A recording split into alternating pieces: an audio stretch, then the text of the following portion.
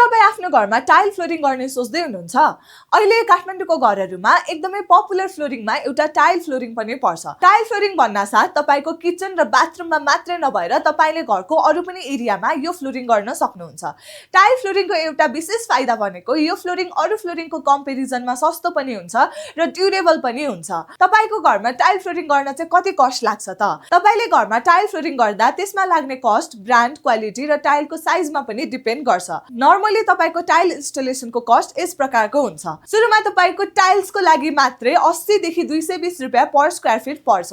Number 2 मा तपाईको एडहेसिभमा खर्च लाग्छ र यसको खर्च तपाईको 20 देखि 30 रुपैयाँ पर स्क्वायर फिट पर्छ र लास्टमा आउँछ लेबर चार्ज। टाइल इन्स्टलेसन गर्दा तपाईको लेबर चार्ज 40 देखि 60 रुपैयाँ पर स्क्वायर फिट पर्न सक्छ र यो लेबर चार्ज चाहिँ तपाईको एरिया अनुसार पनि फरक हुन्छ। अब तपाईलाई चाहिँ आफ्नो घरमा टाइल गाल्न कतिको उचित लाग्छ कमेन्टमा भन्नु होला।